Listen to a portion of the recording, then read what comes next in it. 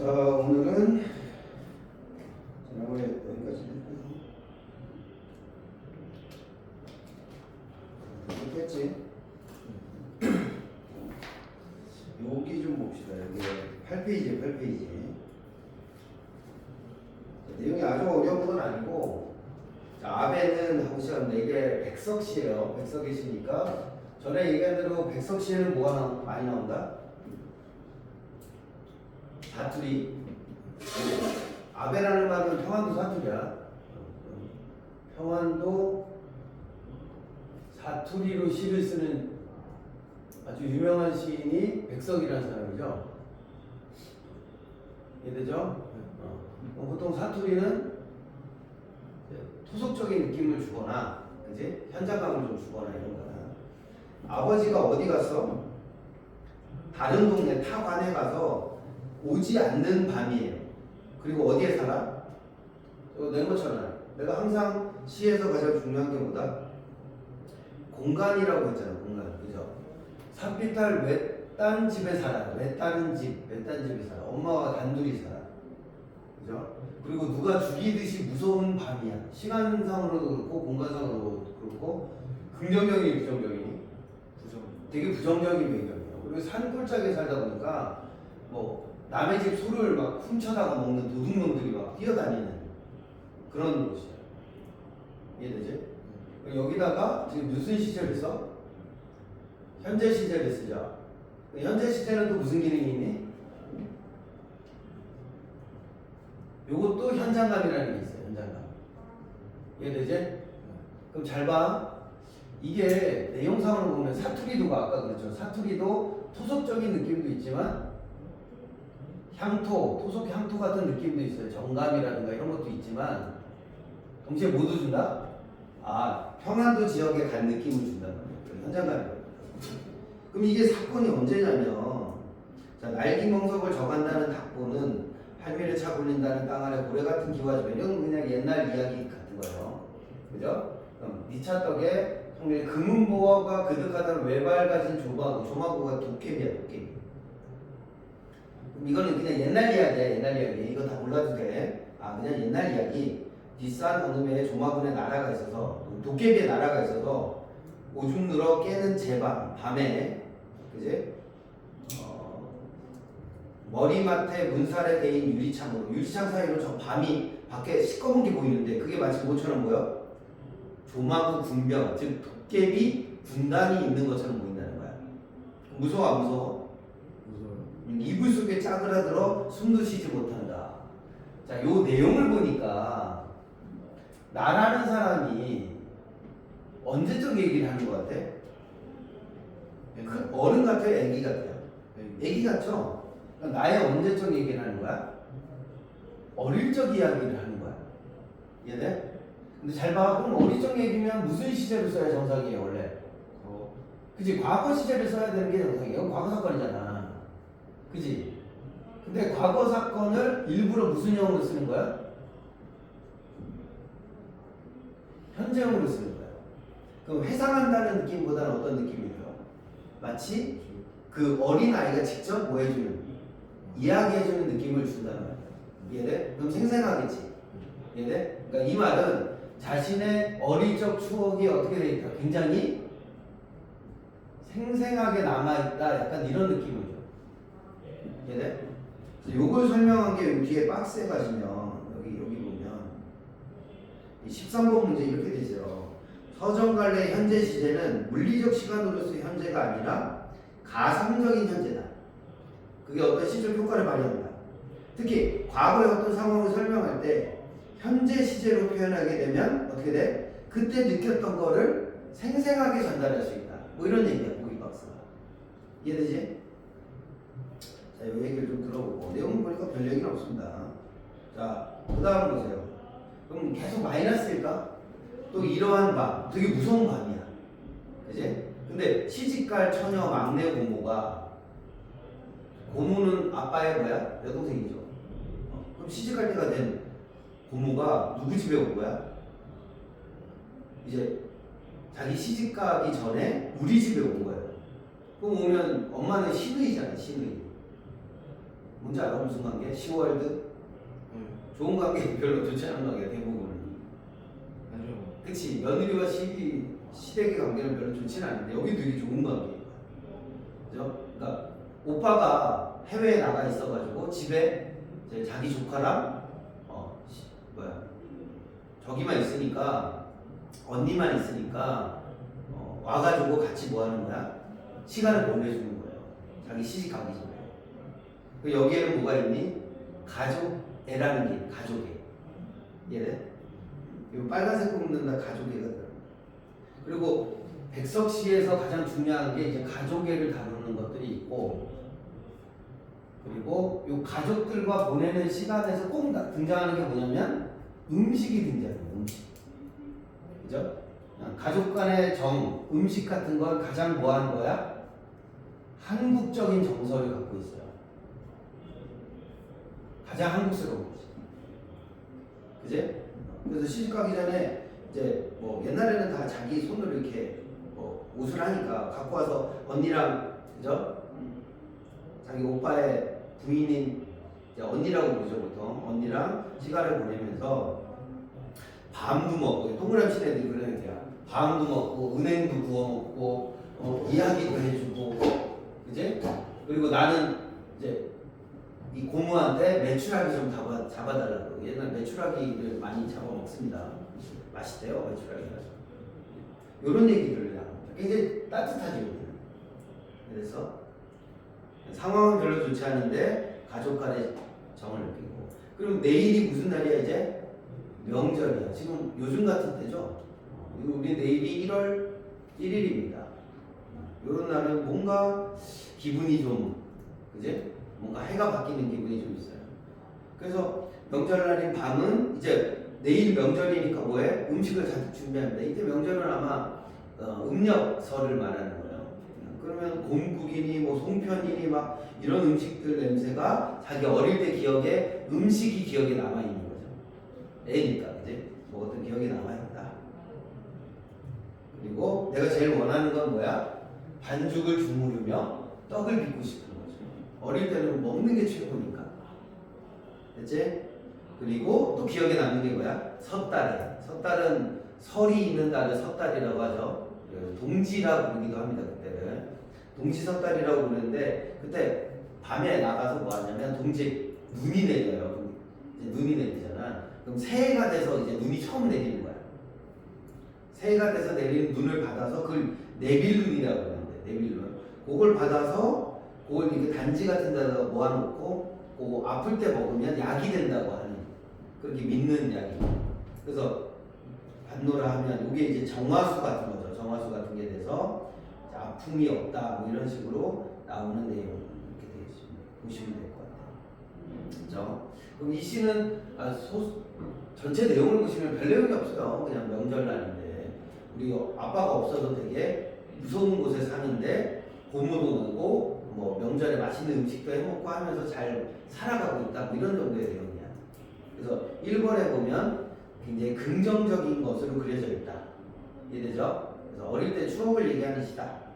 이렇게 보시면 될 것 같고, 아마 내용 파악하기가 쉽지 않았을 거예요. 이거는. 그래서 설명드린 거 참고만 하시면 되고, 제목이 그래서 옛날 밤이에요. 옛날 밤. 어렸을 때 자기가 명절날 겪었던 밤을 쓴 거다. 이렇게 보시면 될 것 같고, 그래서 감정의 시입니다. 이런 시. 그죠? 그리운 거야. 그냥 어릴 때가. 그게 어려운 내용은 아니다. 그 다음 시를 보세요. 자, 겨우산에 갔어요. 겨우산은 당연히 뭐 좋을 일은 없죠. 춥고 뭐 눈도 사이 그럴 텐데 나무가 있습니다. 지난번에 얘기한 대로 이렇게 자연물 나오면 이게 정말 자연물 얘기하는 건지 아니면 뭐야? 사람과 관련된 얘기인지 보셔야 되고, 그지? 여기도 보면 나무들이 있다 이렇게 되니까 여기도 무슨 시제서? 현재 시제 써주고 있고요.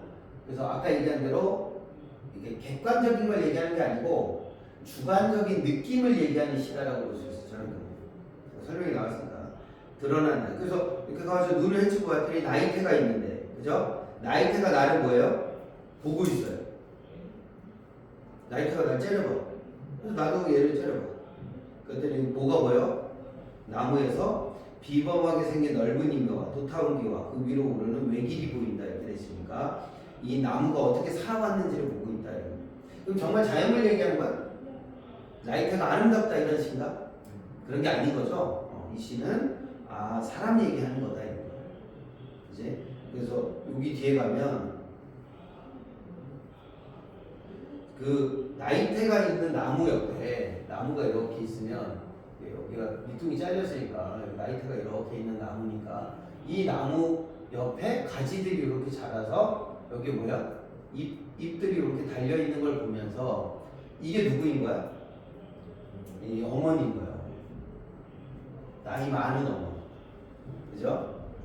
도끼로 찍히고 베이고 눈 속에 묻히더라도 자 어머니는 그럼 도끼에 찍히고 베이고 이런 거는 뭘 많이 하셨다? 고생을 엄청 하셨다. 그러나 어머니 덕에 누가 자라나요? 이 가지는 누굴 나타내요? 자식을 말하는 거겠지. 그지?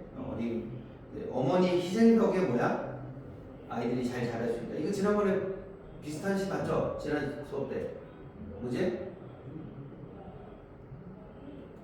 엄마가 뭐 해주는 거? 감자 삶아주는 시 있었잖아요. 기억나? 그래서 어머니 덕에 11명의 식구들이 먹고 살고 이런 모습들을 보여주는 시. 그렇죠? 그래서 나이테를 보고 누굴 떠올렸다?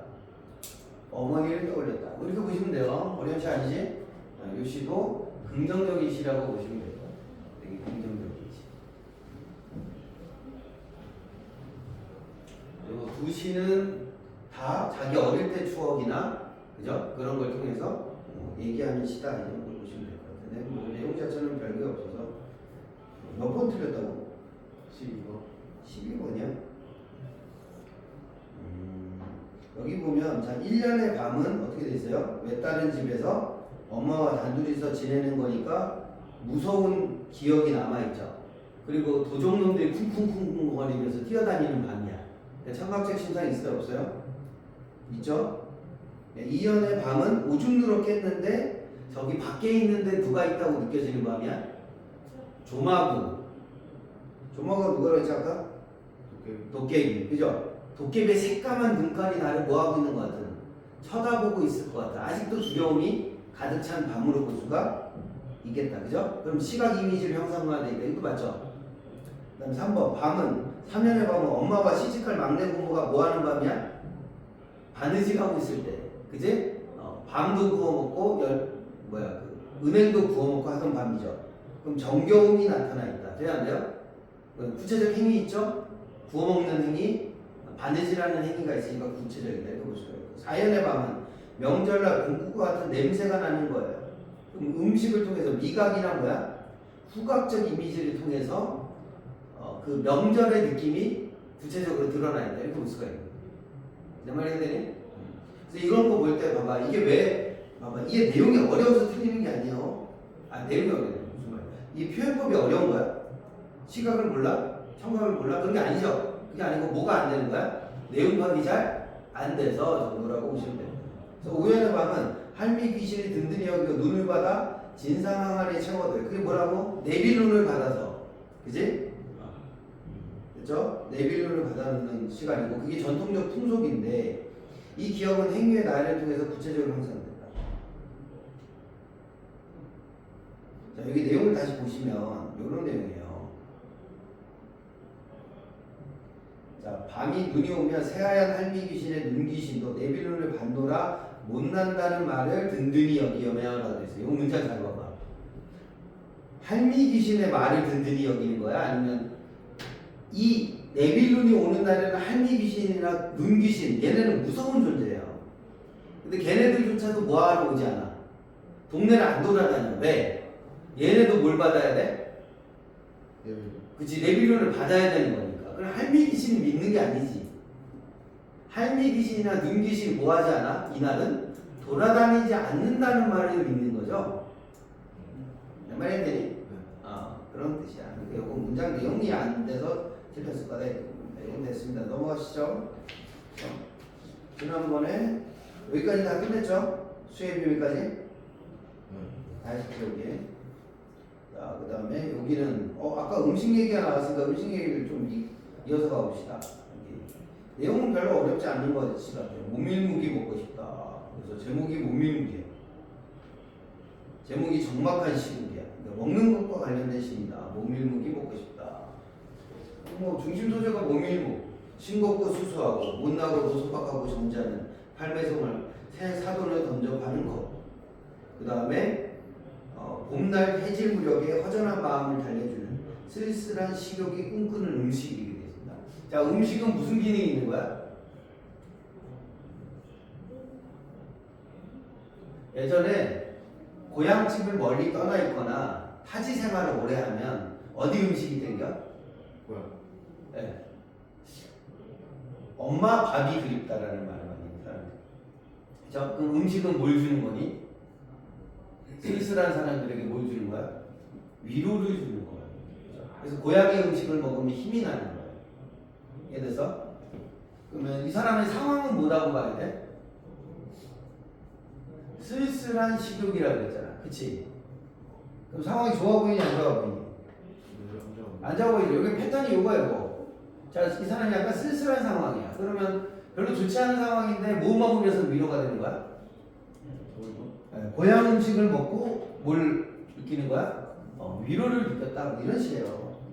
어려운 거 없지? 그럼 음식이 뭐가 된다? 위로가 됩니다. 이런 식이야. 간단한 식이에요. 음식이. 그래서 부정적인 상황에 긍정적인 것을 주는 것이 음식이다. 이런 거야. 그래서 인생의 참뜻을 짐작한 자의 너그럽고 눈물이 갈구하는 쓸쓸한 식성. 아버지와 아들이 같이 먹는 음식이고 손님과 주인이 겸상을 같이 먹는 음식이고 산나물을 곁들여 놓고 슬금슬금 세상 얘기를 하면서 먹는 음식이다. 여기 보면 유사한 통사 구조가 뭐대요? 아무튼 뭐뭐 하는 음식, 뭐뭐 하는 음식. 한마디로 얘기하면 이 음식은 뭐예요? 모든 사람이 같이 우리나라 사람들이 모두 다 먹는 음식인 거죠. 이해돼요? 이 메밀묵이죠? 메밀묵. 메밀묵 어디에 나와? 어디 가면 먹을 수 있죠? 고깃집 가보셨나요? 고깃집? 고깃집 가면 서비스로 나오는 게 메밀묵 이렇게 있어요. 고깃집에서 많이 나와요. 보면 이 음식은 웬만한 사람들은 다 먹어봤을 법한 음식. 그러니까 이게 우리나라를 뭐하는 음식이라고 봐야 돼? 메밀묵은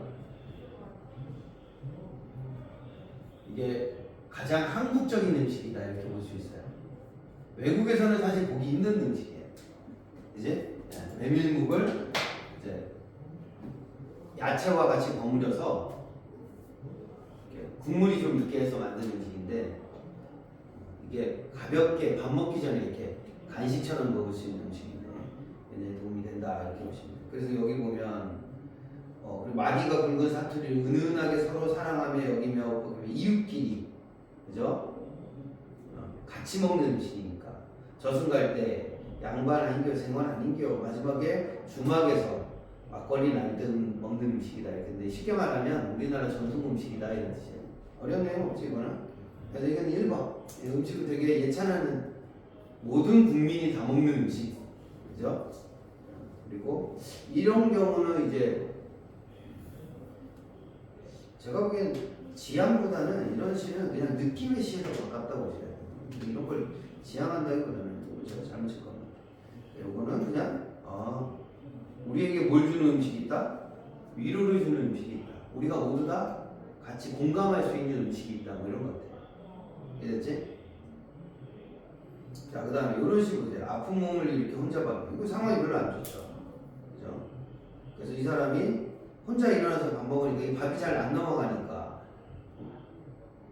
찬밥을 먹어요 어느 날. 찬밥을 먹다가 가족한테 따스한 밥 먹이고 찬밥 먹던 사람이 떠올랐어. 그게 누구야? 엄마가 생각났다. 그럼 이건 시가 긍정이야 부정이야? 긍정. 자, 끝에를 봐야죠. 내가 지난번에 얘기했죠. 내가 현재 상황이 좋아 안 좋아? 별로 안 좋죠. 근데 나를 어릴 때 사랑해줬던 거야. 가족들 다 챙겨주고 자기 혼자만 찬밥 먹던 누가 생각이 났어? 엄마 생각이 났다. 그녀라고 부르는 엄마가 생각이 났다는 거야. 그죠? 그러면 엄마의 사랑을 느꼈다 이렇게 볼 수가 있는 거야. 그제? 그리고 예를 들어서 엄마가 항상 무슨 밥을 먹었다고? 네, 엄마가 찬밥을 먹잖아요. 혼자서 찬밥 먹는 걸 많이 봤는데 이걸 누구도 하고 있다. 나도 동일한 행위를 하고 있다. 그 말은 내가 엄마를 느낀다. 엄마와 공감하고 있다. 이런 뜻이에요. 이해됐어? 왜 우리 누가 좋으면 어떻게 하지? 그 사람이 너무 좋으면 그 사람 뭐예요? 따라하죠. 똑같은 거예요. 내가 찬밥 먹는 건 나는 오늘 엄마처럼 된 거야. 이 정도 이해해 주시면 됩니다. 자, 그래서 우리나라에는 아까 백석의 시도 그렇지만 음식을 통해서 얘기하려는 시가 많다. 그리고 음식에는 뭐가 들어있어요? 모든 사람이 공감할 만한 정의나 사랑이 들어있다 이렇게 볼 수가 있고 그것이 위로가 된다 뭐 이 정도 보시면 돼요. 그래서 얘는 굳이 뭐 따지면 3번 정도의 패턴으로도 볼 수가 있습니다. 지금 내 현재 상황은 부정적인데 엄마를 떠올리면서 이게 이겨내지고 있다 이 정도로 볼 수가 있을 것 같고 엄마에 대한 그리움, 감정이라는 것도 느끼고 동시에 뭐야? 엄마가 그랬구나 하고 이제 공감하는 깨달음 뭐 이런 것들을 느낀다. 되죠?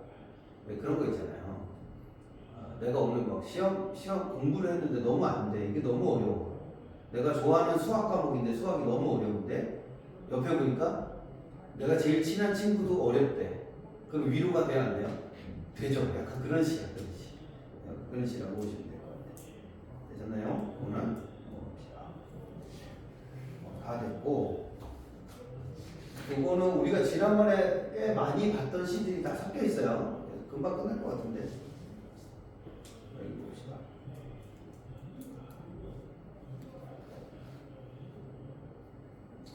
자 여기 보면 가에 보면 흙이 풀리는 냄새 이거 지난번에 봤던 시야 원래.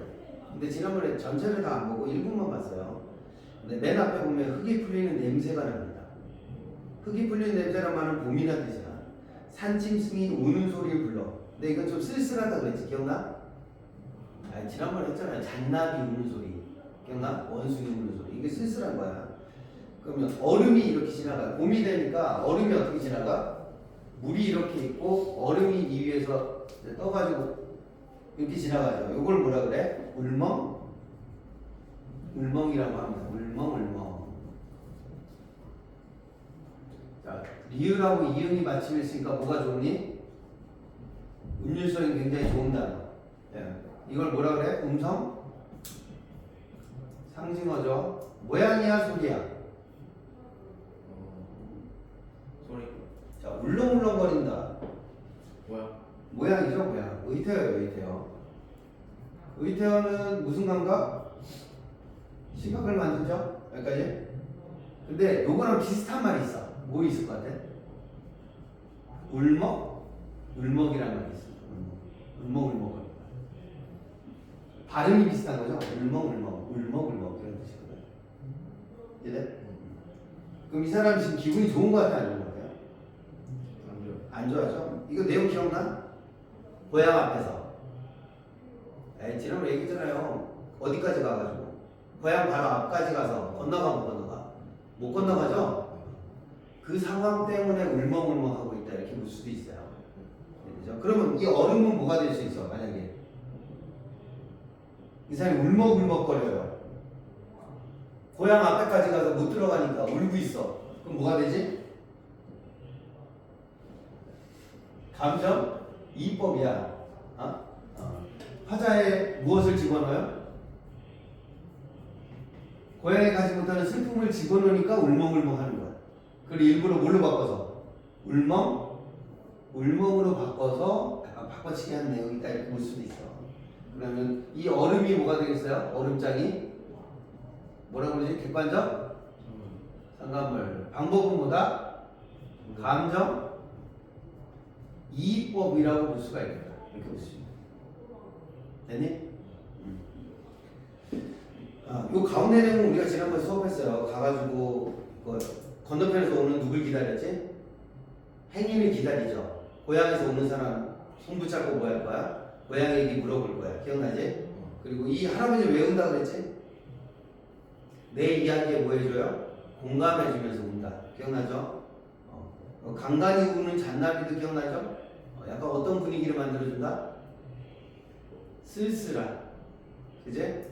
왜냐면 이 강만 건너면 어딘데? 고향인데 가지를 못하면 슬픔이 담겨져 있다. 그지? 그래서 설레는 건 왜 설렌다 그랬어? 바로 앞에 고향이 있으니까 설레겠죠. 여기 뭐 건너가면 볼 수 있으니까. 그러나 건너갈 수 있어 없어요? 못 건너가요. 그래서 바람이 어딜 지나가요? 가랑잎을 휩쓸어가는 약간 쓸쓸한 풍경으로 끝나는 거야. 가고 싶은데 못 가는 거.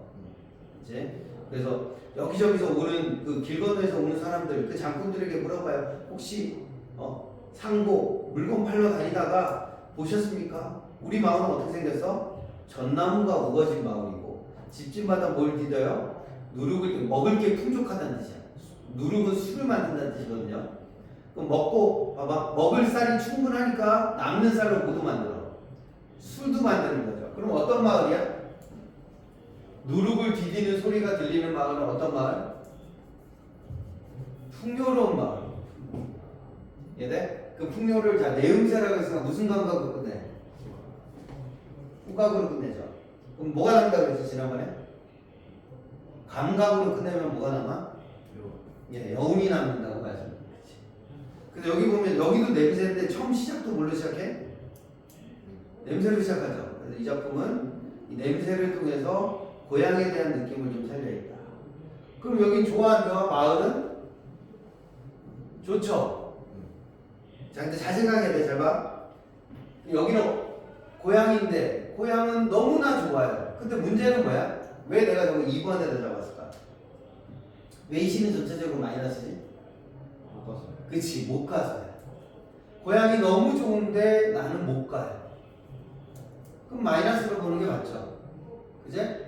하고 싶은 게 있는데 못 가요. 고향 앞에서 고향에 못 들어가고 고향 앞에서 소송거리는 사람. 그러면 이거는 이제 고향에 못 가는 슬픔, 그제? 애상감이 담겨 있는 시라고 말씀드렸던 것 같아요, 그지? 그다음 나시를 보세요. 아무도 찾지 않으려네.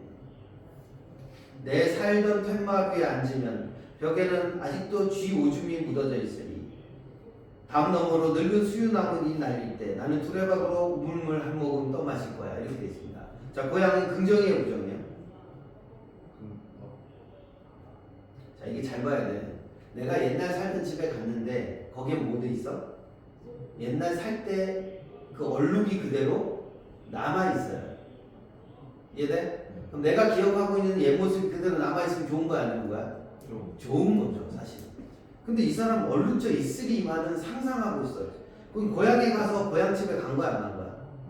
그치? 그러니까 고향에 가고 싶어서 왔는데 실제 고향집에는 안 들어가 봤어요. 왜 그랬을까? 이 사람 직업이 뭐예요? 가위 소리 요란한 엿장수대서 고추 잠자리 새빨간 노을길 서성이려네. 엿장수라는 말은 한 곳에 머물러 있어요. 떠돌이 생활해요. 떠돌이에요, 떠돌이. 언제 시간에? 우리나라 사람들이 떠돌이 생활을 많이 했던 건 일제강점기입니다. 그죠? 엿장수라는 말은 이 사람이 뭐 하는 사람이다? 유랑민이 되었다. 이런 뜻이에요. 유랑민의 상황을 겪고 있다. 일제라는 걸 알 수가 있고, 꼭 일제가 아니어도 유랑민이 된다. 이렇게 돼 있고. 그러면 자기 상황이 좋니, 안 좋니? 나 자체가, 나 자신이 이제 상황이 좋지 않아요. 상황이 마이너스야. 그러다 보니까 고향에 왔는데 뭐 하지 않아? 사람들도 안 만나보고, 그제? 피해 다니는 거야. 고향에 오고 싶어서 왔는데, 다른 고향 사람들 만나지 않아. 내가 이걸 뭐라고 그랬지? 나 자신이 변했기 때문에 뭐 할 수가 없어? 고향을 느낄 수가 없게 되는 거야. 이게 뭐야? 고향을 상실하려고. 지난번에 얘기했죠? 고향을 잃어버리게 되는 원인 두 가지. 뭐지? 고향이 변했거나, 아니 뭐야? 내가 변하거나. 근데 여기 보시면 고향은 옛날 그대로 아니에요. 쥐 오줌에 얼룩이 그대로 있을 거잖아. 우물도 그 자리에 그대로 있잖아. 그죠? 문제는 뭐야? 내가 상황이 별로 좋지가 않은 게 문제예요. 얘는. 그래서 봐봐. 감석 깔린 장길은 피하는 거예요. 감석 깔린 장길이 뭘까? 장터에 가면 사람들이 엄청 많겠죠. 가면 누가 있을 것 같아? 그치? 아는 사람들 겁나 많겠지. 근데 거기는 가면 돼, 안 돼? 왜? 내가 쪽팔려서 못 가는 거야.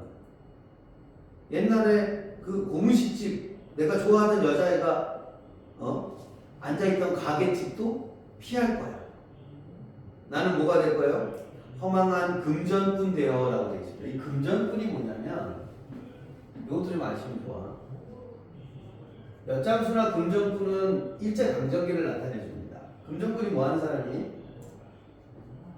금광에서 금 캐는 거야? 금광을 찾는 광거예요.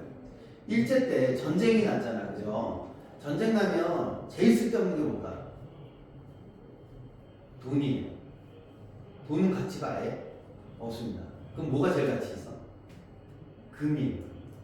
근데 우리나라에서 금광이 발견이 됐어요, 일제강점기 때. 그래서 금광을 캐가지고 엄청 부자가 된 사람들이 많아. 그러니까 너도 나도 뭐하러 가, 사람들이? 지난번에 얘기했죠. 농사 져봤자 어떻게 돼? 일본에 세금 내고 나면 남는 게 별로 없어요. 그러니까 농사 안 짓고 다 뭐하러 가? 금 캐러 가요. 그래서 사방에 집 나간 아빠가 그렇게 많았어요, 옛날에. 근데 갔다가 어떻게 됐을 것 같아요? 금강 같은 거 갔다가 무너지면 죽고 금 못 캐고 거지되고 인생 망치는 사람이 많았던 거예요. 그래서 금전꾼이라는 말은 일제강점기에 우리 민족의 어려움을 상징했다 이렇게 볼 수도 있습니다. 됐죠? 이 사람 금전꾼 돼서 장국과 부럭이 분홍이 생겨 읍내에 가는 그러니까 고향에 왔다가 아무도 안 만나고 가요. 왜? 인생이 별로 상황이 좋지가 않은 거야. 빚도 많고 사고도 많이 쳐가지고 쫓기듯 도망치듯 살아온 나에게 삶은 때로 애달다. 그러니까 고향에 왔는데 고향 사람도 못 만나고 가는 거야. 그죠? 그래서 고향에 오긴 왔으나 고향에 오고 싶으니까 왔겠지만 길을 잘못 든 나그네가 돼서 떠나버리게 되는 이런 식입니다. 그래서 2번 패턴의 시라고 볼 수 있고 작품의 답은 감정이 되겠죠. 감정. 다만 이 감정을 뭐라고 적는 게 좋아요? 고향에 왔으나 고향을 잃어버린 사람이 됩니다. 이걸 뭐라 그래? 상실감을 느끼고 있다. 이렇게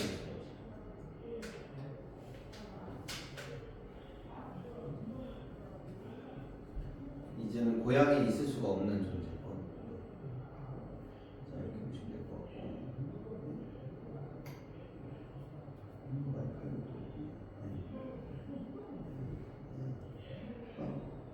아니, 이 귀여운 아이는 뭐예요?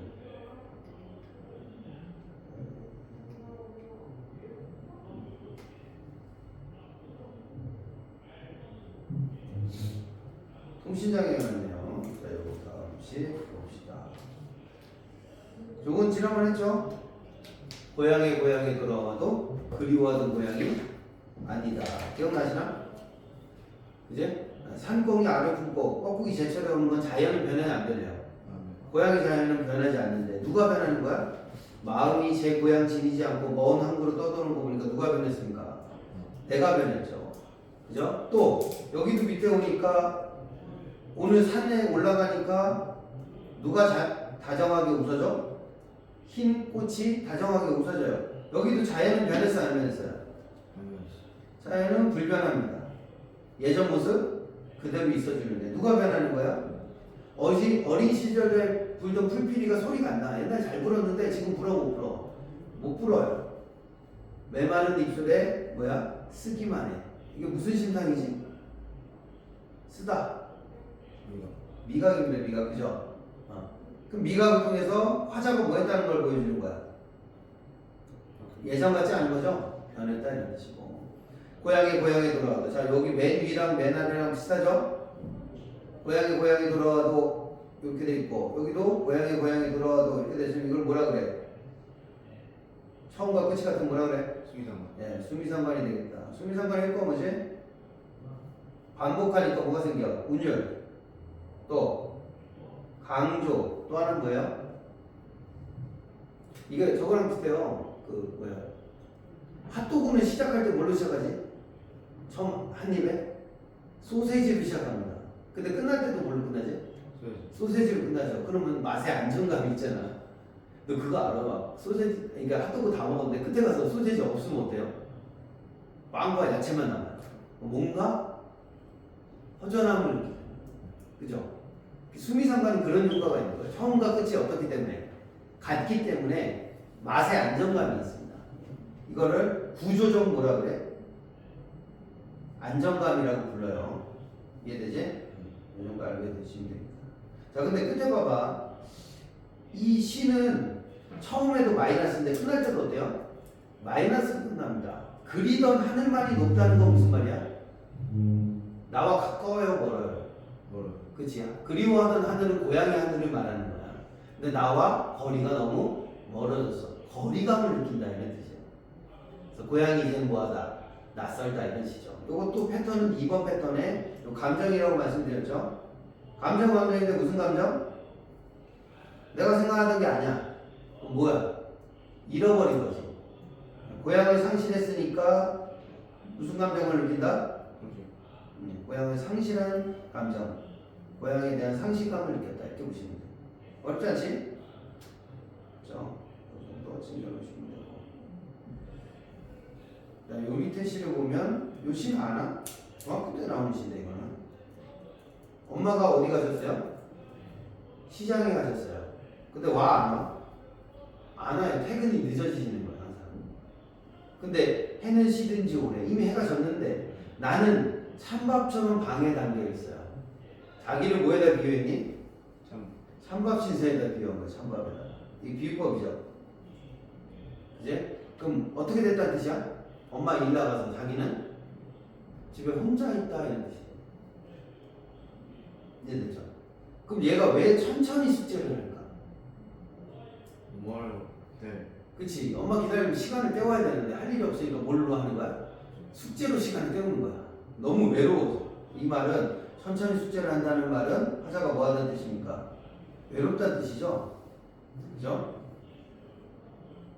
외로우니까 시간이라도 줄여야 될 거 아니야. 엄마 안 오시네. 배춧잎 같은 발소리 타박타. 자, 배춧잎 같다라는 말은 지급법이에요. 그럼 엄마가 지금 힘이 넘치실까 피곤할까? 이거. 예, 이건 피곤하다는 뜻이야. 그럼 피곤이라는 것을 뭘로 표현한 거야? 무슨 법으로? 엄마가 배추파시니까. 그지? 다 식은 배추 모양으로 지교했다 이렇게 볼 수 있어요. 이해되지? 배추잎 같은 엄마의 피곤한 발소리가 타박타박 안 들려. 그 발소리라도 들리면 좋겠는데 안 들려요. 자, 요거 뭐라 그랬지? 이거? 어둡고 무서워. 화자에 뭐가 드러난다? 어허, 이거 딱 보면 알지? 정서가 어떻게 드러났다? 직접 드러났다고 했잖아요. 그치? 기억나? 그죠? 그러니까 밖에 또 뭐가 와요? 비도 와요. 무서워 안 무서워? 초등학생 남자아이가 혼자 집에서 여자아이가 남자인지 여자인지 모르겠지만 집에 혼자 기다리고 있으면 무서워 안 무서워? 무섭죠. 그러니까 훌쩍훌쩍 울어요. 혼자 집에서. 슬프죠? 그치? 근데 그때 생각만 하면 어때요? 지금도 내 눈이 어떻다? 뜨겁대. 그 말은 눈물이 난다는 뜻입니다. 그걸 뭐에다 비유했니? 윗목에다 비유했습니다. 이거 무슨 형 종결이라고 그래? 명사. 예, 명사형 종결. 그죠? 뭐가 남는다? 저번 했잖아. 서술어가 생략돼 있죠. 그럼 뭐가 남아? 여운이 남는다. 그리고 감정은 뭘까? 이거 뭐에다 비유한 거야? 자신의 처지를 비유한 거죠. 내 처지는 뭐와 같아?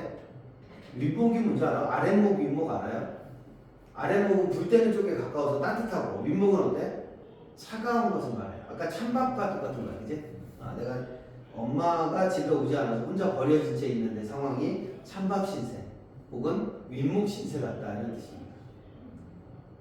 무슨 소수로가 생략됐어요?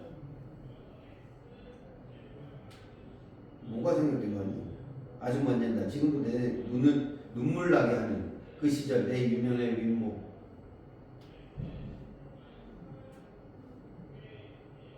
위에 있었잖아. 생략된 말이 뭘 것 같아요? 슬프다 그죠? 윗목은 슬프다. 이해되지? 어릴 때 생각하면 뭐밖에 안 나와? 눈물밖에 나지 않는다. 힘들었던 뜻이야. 그래서 여기는 2번 패턴. 아주 마이너스적인 패턴이죠. 그죠? 엄마도 집에 없는데 애도 잘 못 버텨. 그지? 마이너스. 그리고 슬픔이라는 감정. 여기 애상적인 시다라고 볼 수 있어요. 애상. 굉장히 애상적인 시다. 이렇게 볼 수가 있는 시지. 그렇죠? 그 외에 요 나머지 지문은 직접 읽어보세요. 이거 너무 길어서 윤호영의 찰밥이라고 내용은 안 어려워요. 안 어려워서 좀 읽어보셔도 되는 시. 그냥 너무 어려워. 현대 시간에 꽤 시간이 많이 잡히네. 벌써 1시간 지났어. 맞지? 왜 5시 20분에 시작하나? 40분. 40분에 시작하나? 5시 40분에 시작해서 몇 시 끝나지? 7시. 7시 끝나나? 1시간 20분이죠? 시간이 왜 이렇게 헷갈리지? 자, 그리고 이번 주 해야 될 현대시는 이제 거의 다 끝나갔습니다. 여기까지만. 그냥 끝나죠? 맞지? 요거만 하면 끝나면 되고 마무리해서 봅시다. 야, 영상 잘 찍히니? 네. 가끔 저거 안 찍힐 때 있어. 고쳐가지고. 자, 마지막 시를 봅시다. 다 했습니다. 시 좀 할만해? 아직도 좀 감이 없어? 아니면 할만해? 이게 요거 아마 과정이 끝나고 나면 현대시는 좀 쉬울 거예요. 할만할 거예요. 자, 물로 사흘, 배 사흘. 자, 봐봐. 배를 타고 며칠 가야 돼? 3일 내내 가야 되는 것이야. 몇 리나 떨어져 있어요? 삼천리. 실제로 삼천리는 알겠죠? 삼천리는 몇 킬로냐면 1200km. 1200km면 여기서 부산까지가 몇 킬로예요? 한 600km 정도 됩니다. 그럼 부산의 2배. 2배가 넘는 거지, 그치? 그러면 겁나 멀죠? 더더구나 걸어 넘는 삼천리. 배만 타고 1200km로 가서 또 어떻게 해야 돼요? 걸어서 삼천리. 자, 우리나라는 이런 데가 있을까 없을까? 저 맨 위에 꼭대기가 뭐 있지, 우리나라? 백두산. 백두산 있죠? 백두산에서 제주도까지 가도 한 1400km가 안 될 거예요, 내 생각에. 그러니까 이 삼천리는 무슨 뜻이야? 실제라기보다는 뭐야? 그냥 그러니까 그냥 상징적인 숫자예요. 그지? 이해돼? 6천리 정도 됩니다. 3,000이니까. 그러니까 바다로 몇 킬로? 바다로 가서 또 육상으로 해서 6천리 정도 되는 거예요. 6천리. 킬로수는 얼마야? 2,400km 정도 되는 거리 있습니다. 우리나라는 요 끝에서 끝까지 가도 2,400km가 안 나와요. 그럼 이거는 무슨 말이냐면 실제라기보다는 이걸 무슨 거리감이라고 그래? 이걸 물리적 거리감이라고 보기는 좀 어려워요. 실제로 2,400km 가는 데가 없으니까 우리나라는. 그럼 이건 무슨 거리감이야? 이걸 심리적 거리감이라고 해요. 이해되지 무슨 말인지? 네? 자, 거리감이라는 말은 지난번에 알려드렸는데 실제로 이제 멀다 이런 뜻도 있고, 그죠? 거리감이라는 말은 무슨 뜻으로 해석하시면 되냐면 멀다라는 뜻도 있지만 멀다라는 말이 두 가지 뜻을 가져요. 이제 가기 어렵다 이렇게 해석되는 게 있고, 또 하나는 뭐냐면 부정적이다 이런 뜻이죠. 부정적인 인식을 갖고 있다. 근데 이거는 여기서는 이건 아니겠지, 그지? 이해돼? 예를 들어서 화자가 인물에 대해서 거리감을 느낀다 이런 말이 나와 시험에 보면, 그지? 화자가 인물에 대해서 거리감을 느낀다는 건 무슨 말이야? 화자가 인물에 대해서 부정적이다 이렇게 돼요. 이런 경우. 근데 여기는 뭐라고? 도달하기가 어렵다 이 정도로 보시면 돼요. 그지? 그래서 고전 시가에도 많이 나오는데 이미 어디에 계셔? 이미 사랑하는 사람이 천리 밖에 있거나 만리 밖에 있다 이런 표현이 나와요. 그 말은 만나기 어렵다 이 정도로 보시면 돼요. 그럼 이 사람은 어딜 가고 싶은 거야? 6천리 밖에 누가 있니? 삭주 구성이라고 했는데 고향을 말해요. 그럼 요거 지난번에 했죠? 이런 시를 뭐라 그래? 고향에 못 가는 시니까. 고향에 못 가는 시 뭐였지? 고향이 뭐한 시? 부재한 시라고 볼 수 있다. 기억나지? 고향에 가기 어렵다. 자, 물 맞아 한박 젖는 제비도 가다가 비에 걸려 돌아온대. 왜? 제비도 못 가. 왜? 거기에 산이 가는 거예요. 산은 뭐가 되겠어요? 고향에 못 가게 만드는 장애물 정도가 되겠다. 자, 이때 근데 잘 봐. 이때 제비는 나와 비슷한 거리 간다니. 얘도 못 간다잖아. 그럼 나와 비슷해 안 비슷해? 그럼 나와 못 되는 대상이라 했지 이런 걸?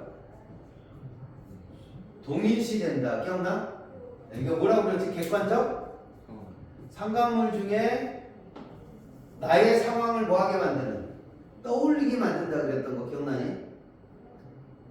아, 있잖아. 내가 시련을 겪는데 새가 뭐 맞고 있다 그랬어요? 눈이나 비를 맞고 있다 그랬어요. 내 객관적 상황을 설명한지 했지. 세 개 했지. 감정이. 두 번째가 뭐야? 환기 또는 연상. 얘는 연상으로 보시면 돼. 내 상황을 뭐하게 돼? 떠올리게 되지. 이건 상황이 동일한 거야. 이해돼? 얘도 못 가고 나도 못 가. 이러면 상황이 동일한 거다. 이렇게 보시면 돼. 됐죠? 그럼 제비는 그런 애인데 이게 제비란 말이야. 자, 밑에 내려가 봐. 밑에 내려가면 어떤 애가 나와? 자, 여기 C는 잠깐만 설명드릴게요. 삭주 구성은 아까 몇 천리 밖에 있다고? 6천리라고 했는데 가끔은 꿈에는 연리로 줄어. 4, 5천리 무슨 뜻일까? 왜 거리가 줄어? 아까 6천리는 못 간다는 뜻인데 4, 5천리는 무슨 뜻일까? 그러면? 갈수 있다. 약간의 희망. 그치, 그렇게 해석하는 거 아닌가? 갈 수 있을 것 같은데? 근데 꿈에는 갈 수 있을 것 같지만 실제로 못 가요? 못 가요? 못 가요. 자, 서로 떠난 몸이길래 몸이 그리워, 님을 둔 곳이길래 곳이 그리워. 위아래 대꾸네, 그죠? 그립다는 거야. 못 봤어. 새들도 집이 그리워 남북으로 오며 가면. 자, 여기 봐봐. 아까 내가 제비는 어땠다고? 같은 새인데 좀 다르죠? 그지? 같은 새인데 얘는 가요 못 가요? 제비는 못 갔죠. 근데 얘는 가 못 가? 남북으로 오며 가면 하잖아. 얘는 간단 말이야. 얘 오며 가면 아니야. 그러니까 이건 설리법인 거고. 요건 나와 뭐 되는 대상이야? 대조되는 객관적 상관물을 보시면 돼요. 근데 나와 동일하다 안 동일하다? 그치, 동일하지 않다고 했죠. 그죠? 동일하지 않고 오히려 뭐 되는 애? 반대되는 애다 이렇게 볼 수가 있어. 그지? 같은 새인데 다르다. 그래서 남북으로 오며 가면 아니야 합니까? 쟤네도 가는데 나는 못 가네요. 약간 이 정도로 이해하시면 되겠다. 이제 됐습니다. 자, 마무리. 들끝에 날아가는 구름은 밤쯤 어디가 있어요? 구름은 갔어요. 근데 난 다 못 가? 못 가. 얘도 대조가 되겠죠. 그죠? 마지막에 삭주 구성은 몇 리 밖에 있다? 6천리 밖에 있다. 그건 긍정의 부정이에요. 시가. 부정으로 끝났습니다. 전체적으로 부정으로 끝나는 시. 내가 이게 부정이 두 번 겹치면 어떤 시라고 그랬어? 감정이 뭐 되는 시? 그치, 심화되죠. 오케이. 좋습니다. 그렇죠? 이런 것들 보시면 그렇게 어렵지 않습니다. 자, 나시고 여기 보면 이른 아침에 차를 타고 나가보니까 아낙네들이 얼어붙은 땅에서 뭐해요? 야, 얼어붙은 땅은 너 알아 그거? 홈이나 삭이 들어가 안 들어가? 안 들어갑니다. 완전 돌 같은 땅이야.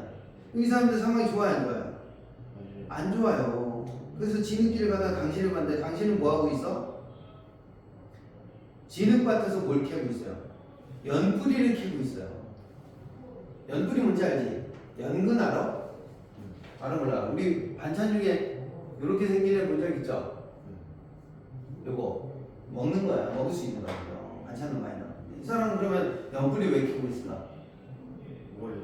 먹을 게 없어서야. 정확하게 말하면. 그치? 먹을 게 뭐밖에 없어? 나무 뿌리나 연뿌리 같은 거밖에 없어서 그렇게. 근데 쉽게 썰었겠어. 이 한겨울에 얼어붙은 그 뻘밭에서 뻘이 얼진 않았는데 거의 뭐 엄청 차게 춥겠죠. 그지? 그럼 발이 잘 들어가요 안 들어가요? 엄청 그 건조하니까 찐득찐득한 데서 거기서 연뿌리를 막 캐는. 근데 그럼에도 불구하고 이 사람의 인생은 뭐 같은 사람 인생이야? 연뿌리 같은 인생이라는 거예요. 그죠? 여기 보면 여기 봐봐. 혹시 당신이 찾은 것은 뭐야? 연뿌리보다도 질기고 빡센 당신의 상처가 아니었습니까? 삽에 찍힌 연뿌리에 동체에서 불따란 물건 구멍을 통해 사라진 것은 도로뿐인 헛수고한 인생 생애가 아니었습니까? 이렇게 됐습니다. 이 사람이 살아온 인생과 연뿌리가 비슷해 안 비슷해? 비슷하죠? 그지? 삽에 찍힌 연뿌리처럼 살았다 이런 뜻입니다. 이것도 역시 누구와 동일시되니? 내가 아니고 당신과 동일시되어 있다 이렇게 볼 수가 있고. 그럼 당신은 어떤 인생을 살았어요? 엄청 힘든 인생을 살았다 이런 뜻이에요. 그지? 네. 당신의 어떤 힘들었던 인생을 옆구리를 통해서 얘기해주고 있는 시다 이렇게 볼 수가 있고 먹고 살기 힘들다는 얘기야. 전체적으로 시가 어때요? 시작도 마이너스, 끝도 마이너스. 다만 화자가 이 힘든 인생에 대해서 뭐하고 있니? 공감해주는 시? 이런 시라고 볼 수가 있겠어. 됐죠? 네, 오늘 이렇게 마무리를 하겠습니다. 그리고 전에 얘기했던 대로 오늘부터는 독서를 조금 잠깐 해봅시다. 근데 이거 하나